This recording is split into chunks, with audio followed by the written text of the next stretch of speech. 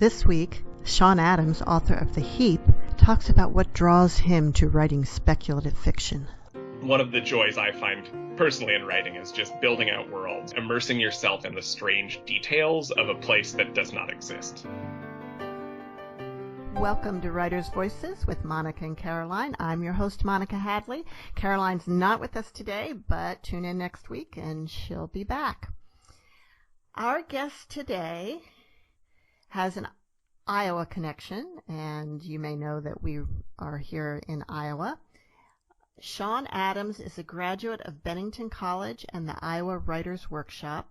His fiction has appeared in Electric Literature's Recommended Reading, the Magazine of Fantasy and Science Fiction, the Normal School Volume 1, Brooklyn, the Arkansas International, and elsewhere. He lives in Des Moines, Iowa, with his wife, Emma, and their various pets. His debut novel is titled The Heap. Welcome to Writers' Voices, Sean Adams. Thank you, Monica. It's great to be here. Great. So are you in Des Moines today? Yes, I am. Yep, just at home, kind of enjoying the, respite from the snowfall. Digging out. Now, I understand that we're going to get like temperature in the 30s for the next 10 days, no more snow, so it's all going to melt before my grandkids get here, so I'm very disappointed about that. That's a bummer. It's like they're still at the age where they enjoy the snow. They're coming from Texas, and they really wanted to have snow when they got here. That's a bummer. That's I saw it not this Monday, but next Monday is supposed to be like 40 degrees or something. It's just, I don't get it. I know. So how long have you lived in Iowa?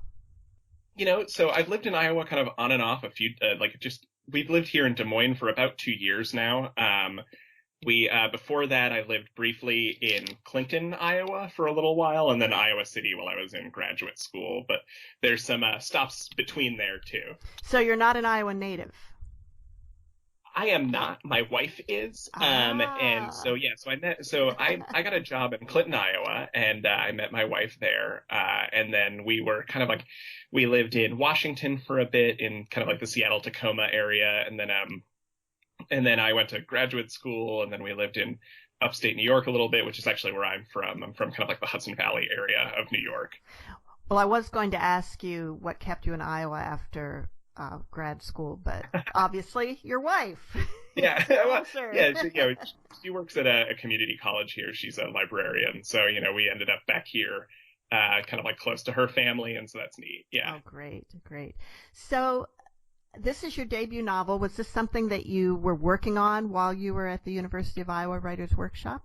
Not really. So like my final semester, I started it as a short story, and then. What happened was like I started it and I thought this kind of like there's more of this story to tell, and so then I kind of decided to kind of put it away for a little bit, and then I worked on it more after grad school. So basically, like when I finished grad school, I'd been mostly working on short stories there, and then I finished up, and I was in Tacoma with my wife, and we were trying to I was figuring out what to do, and I started working on it then, and kind of like the goal was to write a novella, and it turned into a novel. Now, a novella would be kind of an odd goal to me, because aren't they like the hardest thing to get published? They are, I really love short books. So I think some of it was almost just when I planned to write it as a novella, it wasn't necessarily for publication or, with the idea of showing it to maybe anyone. I think it was more, that I love these weird little books. I read a lot of novellas, there's a lot of European authors write almost primarily novellas and things like that. And so part of it was like a goal for myself to kind of just finish something substantial, but not, but also, doable. Maybe it was more of a defense mechanism in my mind, if I told myself I was only writing a novella, that's the only way I could have finished it. So this is then the first novel that you wrote, not just the first novel that you've published. So, I tried at one point to write a novel before, and I finished a draft of it, but I wouldn't quite, I wouldn't really show that to anyone. So, I mean, I had attempted it in the past, but this was the first time I feel like almost like more in earnest and less in the, just like the goal, like the previous time I had tried, the goal had been to write, 50 some thousand words, and it hadn't necessarily been to write something and polish it and actually like, figure it out. And so once I realized that this project that I was working on wasn't a novella, it was a novel, like I definitely shifted my focus a bit and took it more seriously. So yeah, I would say that's like the first time I've seriously attempted to write a novel. And where's the line between a novella and a novel? Is it just word count? It's funny. It's like, it doesn't necessarily seem like there is one. Because I've seen books that are marketed as novels that are like 150 pages long, and I think of that as more of like kind of a novella length.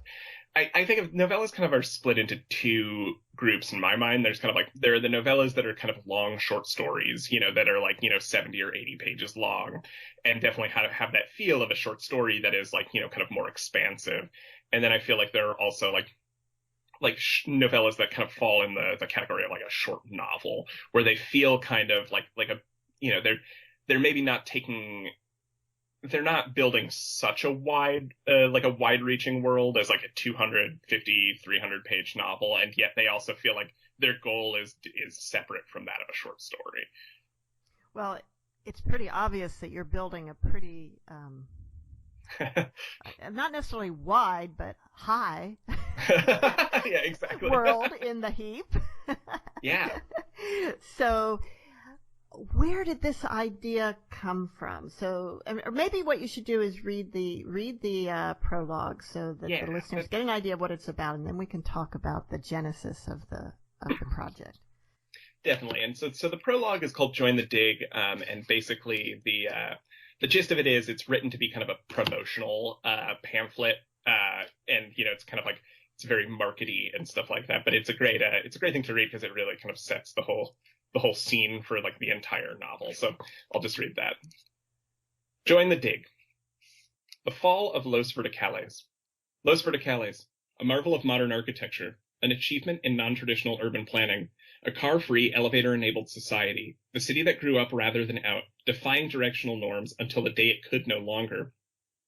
It stood nearly 500 stories tall, bustling with life and excitement. Today, its mountainous remains cover 20 acres of desert land. The relief effort will be colossal, and you can be a part of it.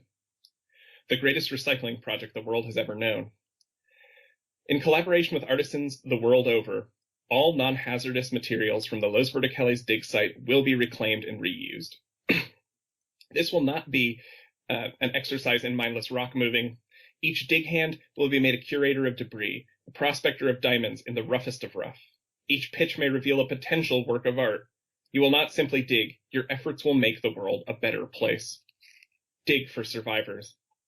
Radio disc jockey Bernard Anders was such a touchstone of life inside those verticales that residents often called him the voice of the vert. Today he is recognized as something different, the only confirmed survivor of his former city's collapse. His location, unknown. Miraculously, Bernard and his equipment survived the fall. For 10 days he sat silent. Then he tested his microphone and saw the levels rise. Another miracle. He continues to broadcast to this day from a dark hole somewhere deep within the wreckage, taking calls from his legions of devoted listeners and watching the days tick by on a soundboard's digital clock while he awaits rescue. Will yours be the shovel that uncovers him? The latest in dig-related technology. With Bernard's survival playing out on the radio came knowledge that some of the Los Verticales dig site must be electrified. But fear not. The city's founding father from afar, Peter Thisbe, has personally developed a set of shock-proof gear for this purpose, including boots, overalls, and special conduction-sense shovels that will alert dig hands to any live electrical currents by way of a whistle built into the shaft. Experience firsthand the new era in digging. All types needed. Not cut out for the pitch and heave life? No problem. The Los Verticales dig effort is an enormous project requiring workers of all skill sets, including drivers, office support staff, supervisors, site managers, event planners, service industry and retail staff, and so much more. If you want to be involved, you will be involved. An excellent compensation package. Though all positions are classified as a volunteer, Peter Thisbe has established the Los Verticales Relief Foundation, which will generously provide each worker at the dig site with a fully weatherized camper, a rehabilitated bicycle, and a small living stipend. And best of all, the beautiful desert views come free of charge. So what are you waiting for? Join the dig and help make a better, more beautiful tomorrow today. And that is the Heap. So a giant building, a totally self-sufficient, not exactly, self-contained. but The entire, self-contained. this basically this enormous skyscraper that is a city unto itself is the gist. And where did that concept originate? Honestly, so the idea originally in my mind was this idea of, I think it started a lot with that bit about Bernard, the radio DJ. There was something like a lot of my stories kind of start off as these little jokes in my head, and then I kind of just decide if I can expand them into a short story or something longer, or if they're just a little like funny tidbit that's not really, destined to be anything more than a joke in my head. And so this kind of started with this idea of Bernard, this radio DJ, being buried. And, he's buried, but he can still broadcast. And so that, everyone knows he's survived, and yet, like, he has no way of really, like, he has this completely public-facing life where his entire life is broadcast over the radio, essentially, and that, and he can only talk to his brother on the radio, that he has, like, no escape and no privacy. And so that's kind of where the story started, and then kind of from there, this idea of Los Verticales, this enormous, like, fully interior city, started to build out kind of after that, I think. And then after that, this idea of, the relief workers that are trying to clean up the collapse of that city. So yeah, so it started out actually, like, which is funny, it started with this idea of a radio DJ trapped and, like, forced to broadcast his entrapment. So, and the city was built by this mega developer, Peter Thisbe, and he doesn't really seem to take full responsibility for the collapse in some sense. No. And I'm just wondering if you're patterning that on any of our current billionaires, or is there a little social commentary in there? Oh, absolutely. I mean, I think that it's not. I don't necessarily like kind of like when I sat down to like create him in my mind, I don't necessarily think there's like a one-to-one correlation. Somebody who reviewed the book kind of called him a Bezos Elon Musk hybrid, and I was like, oh, that's actually a pretty apt. Like I guess I didn't even think about it that way, but that's a pretty good way to put it. And so, but just kind of like definitely was thinking about just this this certain type of billionaire that I feel like is constantly like wheeling out these plans and maybe not necessarily serving humanity for good. I guess. Yeah. Do you think if this happened, would you have been attracted to live in a place like this? Oh, this is a great question, actually. Yes, I think that like there's like yes and no. I feel like there is this. It's funny. I just feel like there is this idea of like a fully enclosed community that I find actually like really thrilling and kind of fun in my mind, even though I know that like the logistics of a place like that would be just an absolute nightmare. And there's, I don't know, maybe there's something about the idea of if you lived in a community like that, it's like your little corner of it, like, your condo or wherever you live, like would feel like such a little like safe haven, this like this corner all to yourself, in a way that I feel like if you lived completely isolated, it wouldn't necessarily feel that special to, have your own space. And so I feel like in a weird way, like a community like that, like would amplify both of those things. You'd have the community and you'd also have your own space. Maybe it would feel like more sacred than it would otherwise. That's interesting. Now, one of the things that was very interesting about the community beforehand, which actually let me describe a little bit, and you can add in. The book goes back and forth between the perspective of a number of characters on the dig, who are participating in the dig, and the kind of memoirs of the people who lived there, were away during the collapse, and are sort of just hovering around.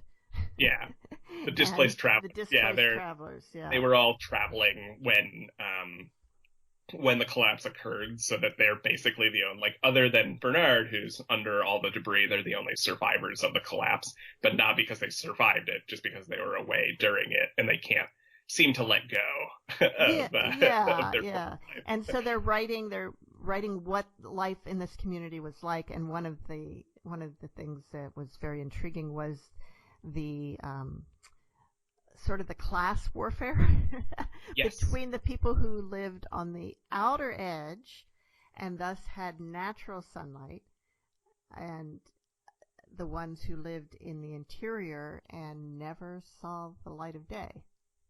Yeah, so the ones who lived in, so it's like kind of like the inner and the outer units. So like it's such a huge building that, they can't just build it out, like, having such a wide base and having to be built, 500 stories tall, they can't simply build it out where, like every unit has a window. And so there are these units that are fully inside, and what they have instead are these things called UV screens, which I think it's like, they recreate, 90-some% of the window experience by like kind of like basically live streaming, or, not so live streaming the outdoor world, and like kind of projecting UV light in a combination of ways. I mean, it's never fully explained how they work. But, so that's kind of like the interior units don't have true sunlight. And so, yeah, there's constantly there are these constant struggles between the outer units, which are like naturally the more affluent members of the community because they can afford the units with windows. And then the people who live in the inner units who without having windows are have far less means. And so, yeah, but they greatly outnumber the outer units. So, yeah. And what makes it even worse is sometimes an outer unit ends up becoming an inner unit because they had to widen the base as it went up. And it seems to me like that would be really, really not good. Yeah, no, exactly. No, yeah. So like these outer unit residents who like kind of are a bit maybe smug and a bit, kind of entitled, occasionally like near the base, they'll basically lose their windows. And as the base is expanded, and some will, some of the most affluent will just abandon that condo or sell that condo and then buy another outer unit, you know what I mean? But it's also but basically like as soon as an inner unit or an outer unit is innerized, it loses so much of its value that like only the most affluent can do that. And so you'll have these kind of like former smug members of the outer community that are kind of then like absorbed into the inner community. They have a new time zone. There's a whole issue with the time inside Los Verticales is a very strange thing. Yeah, why don't you talk about that a little bit? Yeah, so one of the things that happens, in the later years. So the later years is basically this manuscript that these displaced travelers are writing, and they're more or less just like describing life inside Los Verticales, and one of the chapters concerns this issue of a time change, which is essentially. There was so much traffic because like as it kept growing and growing, there was so much hallway traffic that, you know what I mean? It was kind of like unbearable. Like, the people would stand at the elevators for a long time and just watch elevators go by just completely full. And so they thought like, we need to figure something out. We need a solution to this like terrible hallway traffic. And so what they did was like the condo board essentially, basically took the UV screens in the inner units and set them on different time zones so that like daytime for an inner unit might be wildly different than daytime for an outer unit. It might, they might be 12 hours behind the quote unquote true time of the outer units, and and then the actual inner units might have different time zones themselves. So like two condos right next to each other might be, like one it might be like 6 o'clock in one and, like midnight in the other. And so, yeah, and that way it cuts down on the traffic because they're just like people are out in the hallways at all times in that sense, like, but like not as dense. The hallways aren't as dense like that because not everyone's on the same schedule. Wow. So, yeah. I would think that would be kind of tricky for businesses. Yeah. It creates this like weird like 24-hour culture inside, which I thought was like, it's like another reason that would be like vaguely appealing, if that makes sense. Like you show up to work at 9 o'clock and because there are businesses inside the Los Verticales, so that's another thing. Like it's like everyone lives, works, and and does everything inside this one building. And so, you show up to work at 9 a.m. and like people are just getting off, and then a few people show up, like when you're about, at lunchtime, and then, a few people leave at, when you're at 2 o'clock. So like, so it's this bizarre like community, like where, where like people are coming and going constantly. Some people are eating breakfast at the same time as others are eating dinner. So there's like a rich, like kind of like an egg rich, like culinary style inside Los Verticales that can kind of serve any meal time. And wow. It's goofy. You really seem to have enjoyed creating this world. Oh yeah, that's like one of those things. It's almost like I love, kind of getting into a character's head, and I love reading kind of, I read kind of widely. I read, I just read recently. I read Normal People by Sally Rooney, which is like just a very realist novel about, these two Irish millennials in this kind of, like very much millennial relationship for a series of years, and I love reading stuff like that. But like when I sit down to write, like some of it really is just like, one of the joys I find personally in writing is just building out worlds and like kind of like it's just kind of like immersing yourself in the strange details of a place that does not exist. You're listening to Writers' Voices with Monica and Caroline, and our guest today is Sean Adams, author of The Heap. Sean, I wanted to congratulate you because when I was in the middle of reading this, I opened the New York Times Review of Books a couple weeks ago, and there you were. Yeah, that was great. Yeah. I was not expecting that, and it was a really wonderful surprise. Yeah. Wow. I mean, that's like, you can't do much better than that for your debut novel. No, it was, that was like I I'd heard about it like a couple weeks before that, somebody was like, oh, you'll be, you're set for review, so the first thing I was like very excited, and then there's definitely been like leading up the few days leading up to it, I was a little bit like, oh man, I hope it's not a really bad review. It was not a bad review, and It was a featured review. It wasn't one of the little ones. Oh, it was like a full page. Yeah. Isn't that like every writer's dream? Oh my God, yeah. No, I have my friends who I went through the writer's workshop with, and like friends that I'm close to around here, but people that I haven't kept in touch with, and for a while, all of a sudden, we're like reaching out to be like, congratulations, and I don't know, it was an exciting thing to get in there, yeah. Yeah, definitely. So The Heap is written, as I mentioned, from the perspective of a number of characters, and you mentioned that Bernard was the first character, although the book isn't really from his point of view at all. Yeah. So who was the first point of view character that you found? Orville was definitely the first one. So Orville is Bernard's brother, and he's basically he's a worker at the dig site, and so he's digging for his brother basically to try and uncover him. He works with a number of other kind of like quirky dig hands, and they're kind of constantly just like on the heap, which is what they call the ruins of Los Verticales is the heap. That's where that phrase comes from, and then he's kind of just on there all the time with a shovel, kind of digging for Bernard. And then after work every day at like about, whenever they sign off, he rides his bike to the phone bank, which is just a collection of basically pay phones, where he then calls into Bernard's show, and they can have their kind of like personal conversation. And the workers there, including Yeah. Orville, they're developing a kind of a really insular community as well.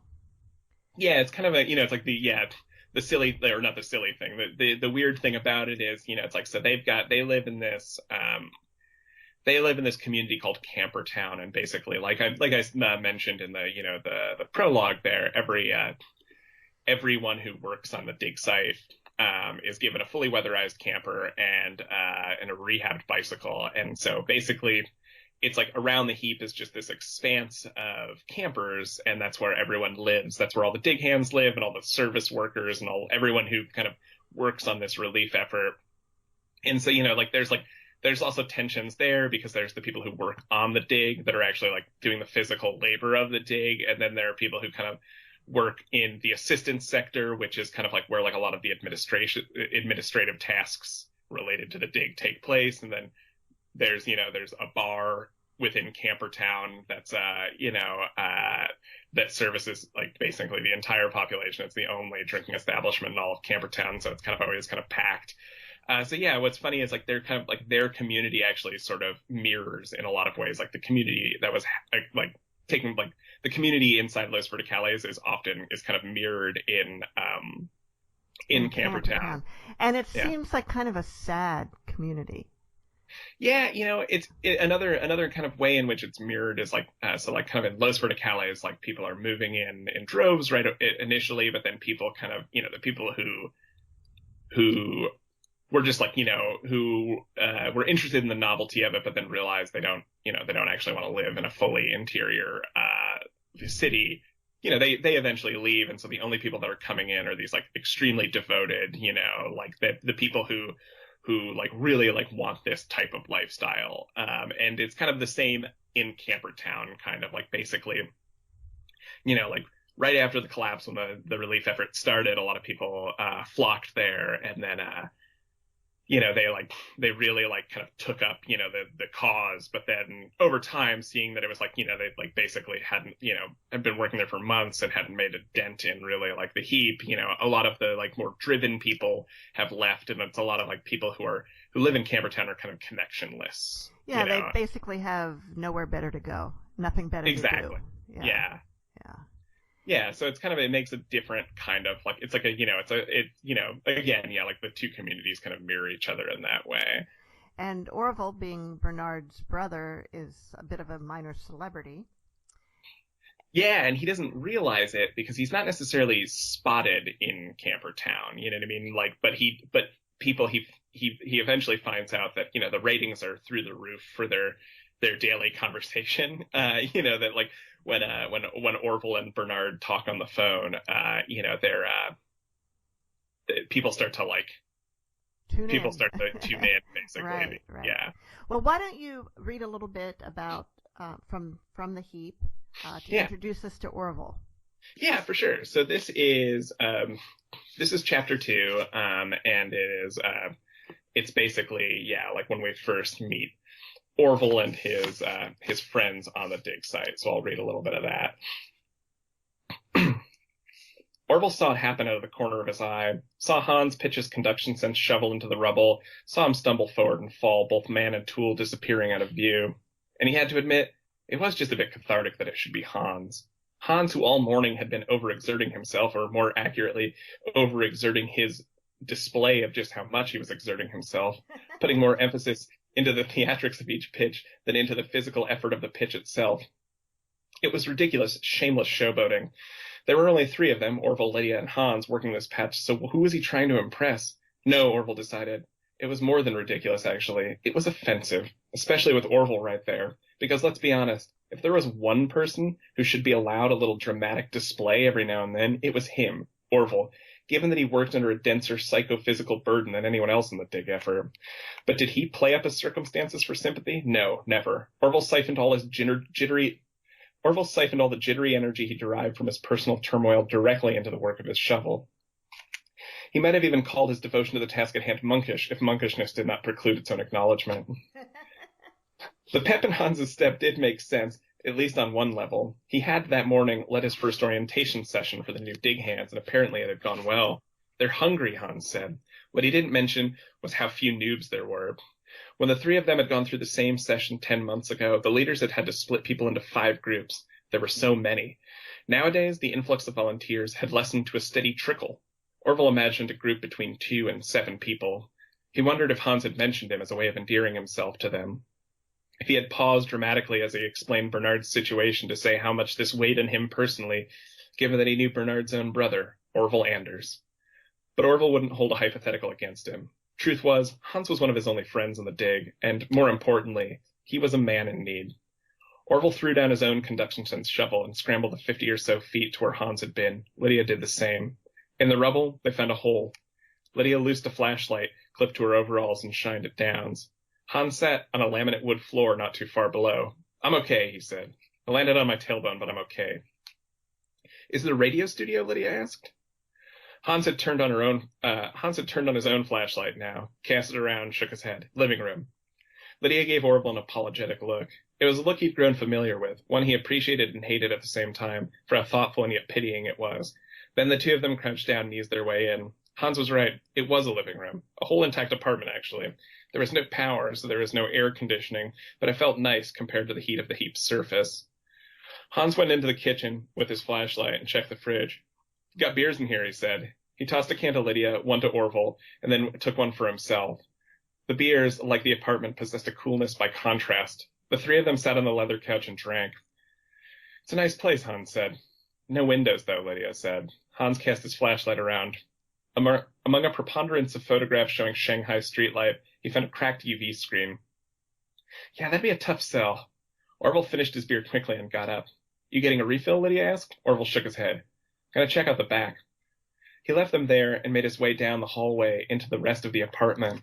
Away from the hole Hans had made, the darkness increased. He found a bedroom, his flashlight illuminating a queen bed, more UV screens on the walls, and an abstract painting above the headboard. They should take it up, send it to the sale. No reclamation necessary. It might be valuable enough to bring in some good money. He'd deal with that later, though. Across the hall from the bedroom was a frosted glass door. The bathroom, Orville predicted, and he was right. What he didn't predict was finding a body in the shower. He walked back to the living room and got another beer out of the fridge and told Hans and Lydia, "Get on the two-way with boss. Tell him to bring the doctor. We got it dead." And that's Sean Adams reading from The Heap. Yeah, Now, so that's the first chapter of Orville's story, basically. Yeah. Now, this book, when you start out, it just seems like kind of almost a little bit of a dystopian little science fiction-ish, but it actually ends up being more of a mystery, suspense thriller. Yeah. Yeah. And was that always where you knew it was going? Yeah, I mean, I think a lot of what I wanted to write and a lot of like what I was trying to do was sort of to do something with a lot of plot and a lot of forward momentum and excitement and stuff like that. Like, I think when I was in grad school, again, I worked on a lot of short stories and short stories, like I love reading short stories and I love writing short stories still, a lot of the time. But I also feel like there's a certain amount of, it's like you sit down and you work on a short story for a few months and it's just kind of, it doesn't necessarily like have that kind of it doesn't necessarily have that, all wrapped up, that kind of intense sort of like thriller energy, at least like a lot of the stories I write don't, and a lot of the stories I read don't. And so I think that I wanted to write something that had that kind of feel, that kind of like, where it's like, the chapters end on cliffhangers and, the twists and turns. And honestly, like there's some of it came from, I love just like watching, kind of like guilty pleasure, sort of like police procedural TV shows and stuff like, and action movies and things like that. Right, and so right. I wanted to bring some of that energy into the project so that it would, it would be weird and it would be interesting and hopefully thought provoking, but also have some of that like intense energy that like a thriller has. And yeah, it's interesting because short stories today tend to be kind of slice of life. Yeah. Yeah. But that wasn't always the case. There were some, Edgar Allan Poe, for example. Oh, definitely. Wrote short stories that were very much plot. that there was and suspense. But but today I don't think you do see so much of that, at least not the ones that I'm exposed to in short stories. It seems like a pretty wide range. Like for some time I was reading like it's like kind of like some of the sort of like maybe like quote unquote pulpier genre magazines, like Asimov's or the Magazine of Fantasy and Science Fiction. And I feel like there a lot of those stories are still like pretty intensely plotted and pretty like they have that feeling. And I think a lot of like my favorite writers, my favorite short story writers like George Saunders or Kelly Link or like a lot of writers kind of in that vein where it's sort of they're like kind of like bending the genre boundaries if there are any, and I feel like they often work with like pretty substantial plot elements. But no, I definitely feel like and I also like love those more slice of life stories where I love like a realist novel that maybe is a little bit more meandering and doesn't necessarily have the plot of like these people need to find this thing or else or somebody dies. Yeah. Yeah.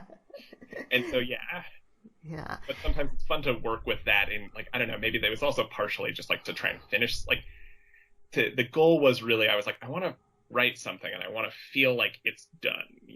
I want when I finish writing this novel, I don't necessarily want to think, like, oh, should I go a little further or should I cut it back a little bit? Like, I want to have like big plotty moments that feel like, like this is the climax, like this is the denouement, like this is, so it was kind of fun to work with that, like the thriller stuff with that. Yeah. Did you know the twists and turns of the plot ahead of time? Did you? Yeah. Yes. Pretty much. Okay. So like I think like I discovered like I discovered certain like quirks and stuff going through, or like I had to kind of or there were definitely like stuff and things happened in early drafts where I then was like, this doesn't actually like make any sense, or like I could actually simplify this a lot, this conflict or whatnot. But for the most part, like the big like kind of plot hinges, like I had kind of built in my head. But I also, and for that reason, I always kind of like, I kept a lot of the planning fairly loose, knowing those kind of like big hinges were there, because I didn't necessarily want it to feel too much like, everything is leading towards one moment. That, I wanted to give it, it's like with the later years sections or with some of the like kind of ancillary characters that come in and get like a little POV section. I wanted it to have a feeling of like some free flowingness while also kind of moving ahead. Tell us about your decision to have multiple points of view instead of like just Orville's. How did that make it easier, and how did that make it more difficult?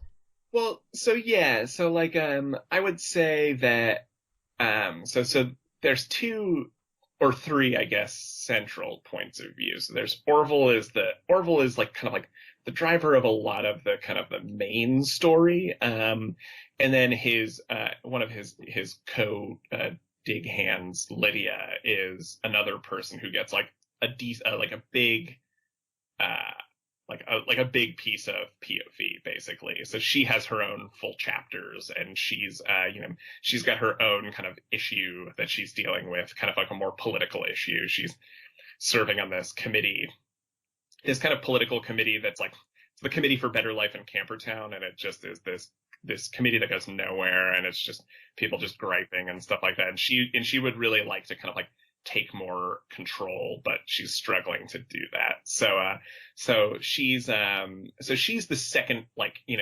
full POV character, and then kind of from there like I would say like the third kind of POV is obviously like what we talked about before, the later years sections. And then other characters kind of just come in and get little POV sections too. And so, what kind of like, it was definitely one of those things that it kind of made it a little bit like, because of, it's like, I definitely sat down, like I said before, and I was like, I want to bring elements of action movies and police procedurals and,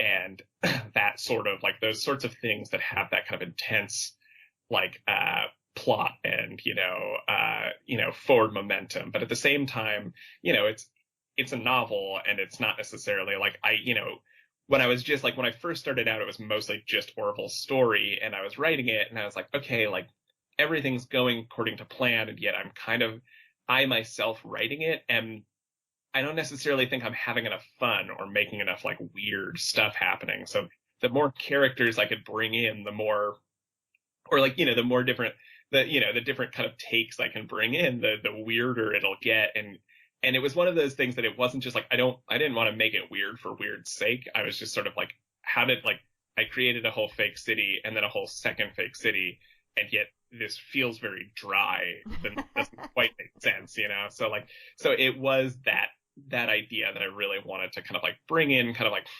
more perspectives to show just like how strange and like insular this world really is. And so it kind of helped me with that. Like there was parts of it that were, like it gave me a chance to kind of like take breaks from one voice and move on to a different voice, or to really build out just in my mind, through one of these displaced traveler sections of like how things worked inside Los Verticales. And that kind of gave me some respite from trying to, figure out the kind of the twists and turns of the plot. But then kind of on the flip side, then there's also this sort of thing where it's like, there's definitely like then the balance of being, it can't just be whenever I feel like, it can't just be that I bring in a different perspective whenever I feel like it. It's that, if I'm going to work with these different perspectives, like that kind of changes the rules of the novel, and it changes the expectations of the reader. And I can't just, can't 3/4 of the way through just like, trim it down so that it's just Orville's story or just Lydia's story or whatever, So that was kind of the difficulty was, like kind of like, like bring it in when I wanted to, but also bring it in when like the story called for it, or when like, just like the balance of the novel called for it. Right. Did you write the novel in the order that it's published in, or no?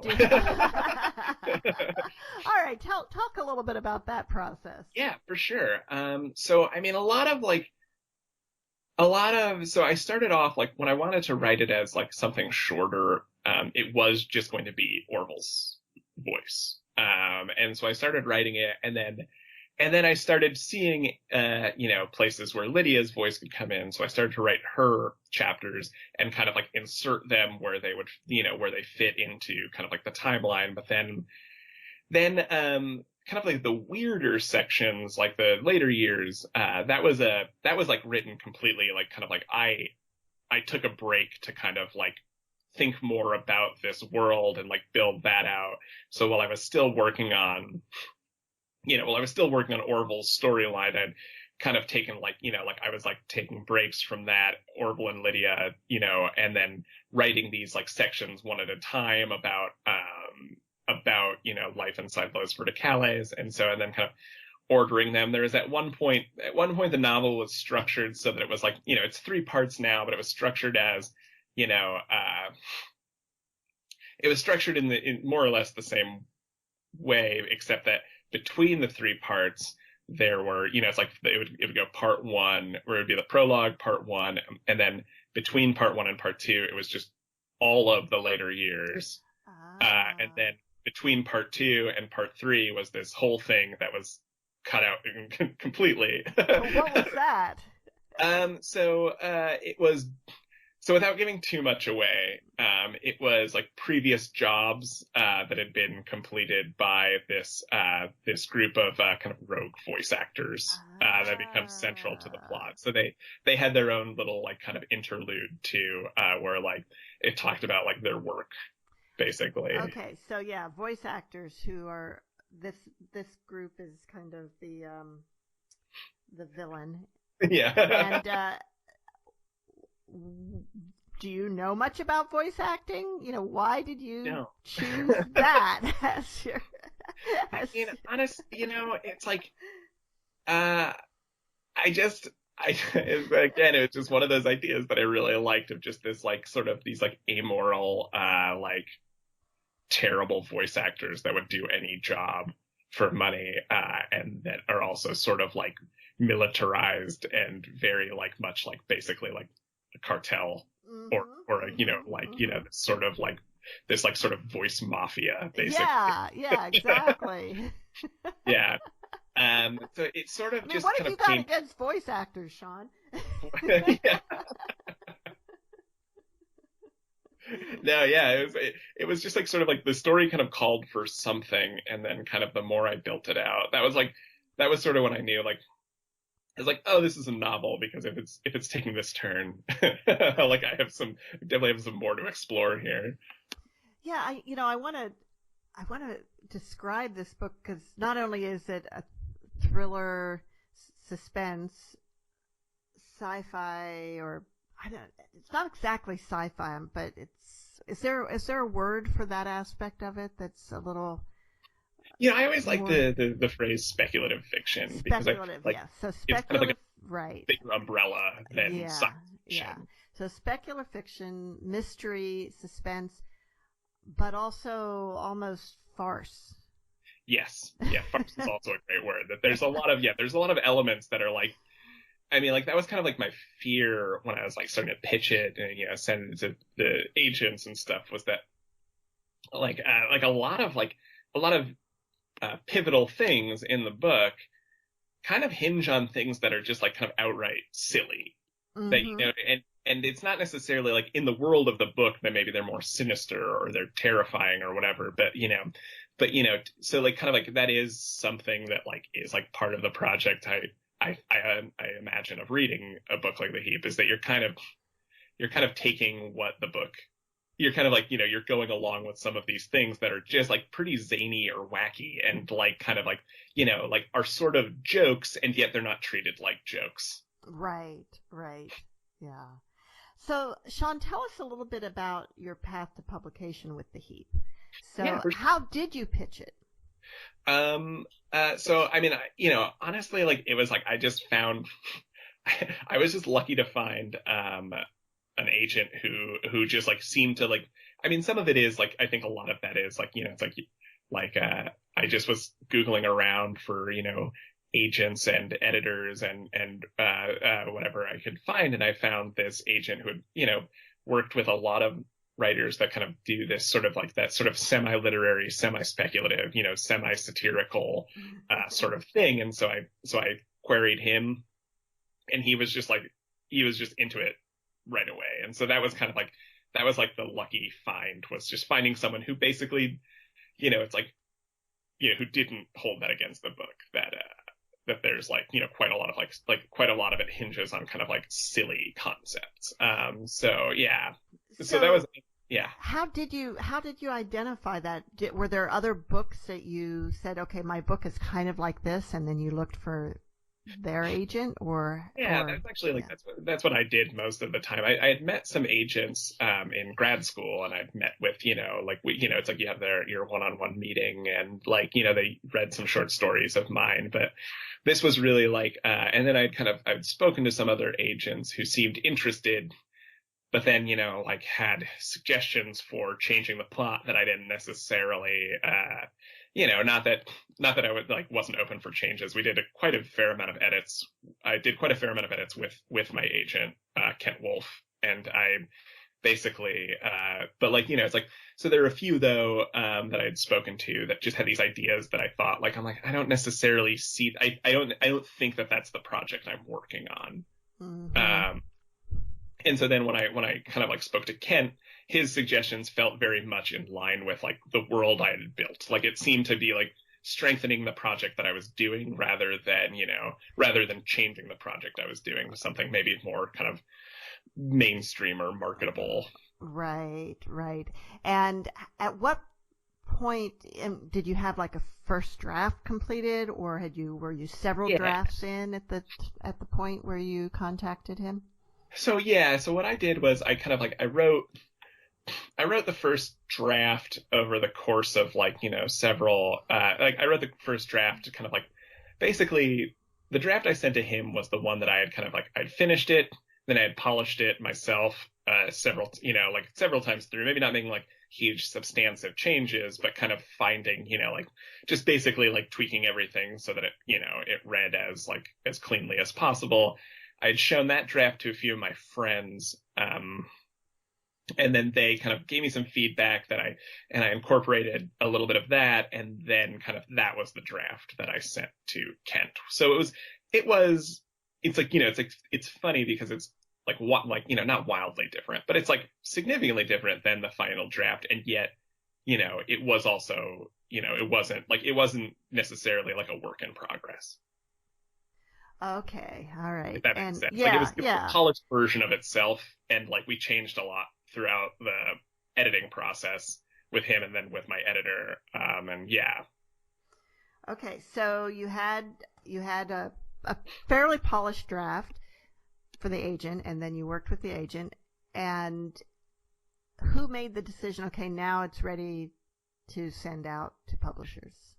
Yeah, so I did a round of edits with him, and then I sent him the edits, and then like, it's like a round of pretty significant edits, and then he had like just a couple notes based on those edits, and then it was like once I sent him that draft, he said, "All right, let's do it. Let's send it to agents and editors." And we found like he made a list of like people that he thought would be open to something kind of like a little weirder or a little funnier, a little stranger, and so yeah, and so then we started kind of submitting it from there. And was that a long drawn out process, or did you get results pretty quickly? It's funny. I feel like it's sort of like the only two versions of this story I feel like I ever hear are like the story where it's like, like it's like some Pulitzer Prize winning novel and they say like, I was turned down from 150 presses. I landed here. Or else that it's the other version, which is, it's like we sent it out and then like 45 minutes later, like we had like 6 edits on it, and then it's like, so like mine is actually like falls like probably like a fairly normal process. Like we sent it around, like it went through like 2 rounds of submissions basically. So like we sent it around to some editors who had positive things to say about it but didn't necessarily think it was like right for them to pick up, and then we sent it to another round of editors and and found the right editor. And you're with William Morrow, which is an imprint of HarperCollins, so that's one of the big boys. Yeah And it's a great place to land, almost like for a lot of the reasons we're talking about, because I feel like William Morrow does a lot of it's like they do literary fiction, but they also do a lot of kind of like more kind of genre-y fiction as well. Like they publish, it's like Elmore Leonard and Neil Gaiman and a lot of these other, kind of like these writers that like kind of appeal very widely for people who want to read crime fiction, or like people who usually maybe like read something more something more like quote unquote literary. So it was like, I felt like a good place to land. Now, how long was the process from when you started writing until it was ready to submit to publishers? It's funny. It's like, it's shorter than I think because I moved several times during that process. So like, I'm always like, oh, what was it, like 5 years? But no, it's actually just like a variety of like weird moves. So I want to say it was like, so like, I would say, so like until it was ready to be out to publishers, I want to say about 2 years, like a year and a half from when I started it. That's pretty short, really. Yeah, it is. It's just like there's a few different places in there. Yeah, like 2.5, like 1.5, 2 years. Okay. Trying to do the math in my head. I'm having a hard time with the dates. And were you writing full time, or did you have a day job during that time? So I had a few different like little jobs going on. I mean, I think like I spent a decent amount of time writing after grad school. Like that summer, I worked basically doing like a copywriting job that had been my job before I went to grad school, and then I took some time to just like work on writing. My wife got a job out east, and so we ended up moving out there. And so I was kind of doing this sort of part-time freelance stuff. I kind of like lucked into like a pretty like easy position with that, and then so kind of like on and off, and then I was doing some work in a warehouse, so kind of like I was not writing full time. Right. So, yeah, and I don't write full time now. I have a very steady kind of like freelance copywriting job that I can kind of do from home here at Des Moines. Do you think you would ever like just cut those ties and try and make a living as a novelist? I just don't necessarily see myself making, I would say like it would be delightful to do that. But it's like, I think that the chances of kind of like, of making that work, I don't necessarily know if it would make sense for me to do that, or if it would, like if it would be kind of like a lot of like, sometimes I feel like it would be kind of a lot of hustling. It would be like maybe like more work than I do now to just like writing and then plus the work. pressure. Yeah. Like I have so my job right now, I'm like, I kind of like do like, I write for a deal site and I write, I'm allowed to write kind of like snarky, like funny kind of copy for these products that we sell. And so it's actually pretty fun. And it's, so the idea of kind of, the idea of like abandoning that and having like the regularity of that gone, doesn't necessarily appeal to me. I also find that when I have something else going on, like it's like the pressures of writing are a little bit alleviated. Like if I can find something where it's like, it's not necessarily like the job I have right now doesn't take up all of my time, but it also takes up enough time that, like if I have a rough day editing, or if I just like, if I'm having a hard time like figuring out what to do in a certain scene or with a certain character that I don't necessarily like, I can at least fall back on, it's like, well, I got my work done today. Like I did my job. It sounds kind of like an ideal job. Really is, yeah. Have you I know a lot of writers also teach, or at least at workshops or something like that. Do you do any of that? Not right now. No, I taught when I was in grad school for my second year. I taught a fiction writing class at Iowa. And that was like a lot of fun and I really enjoyed it. And yet like I think that kind of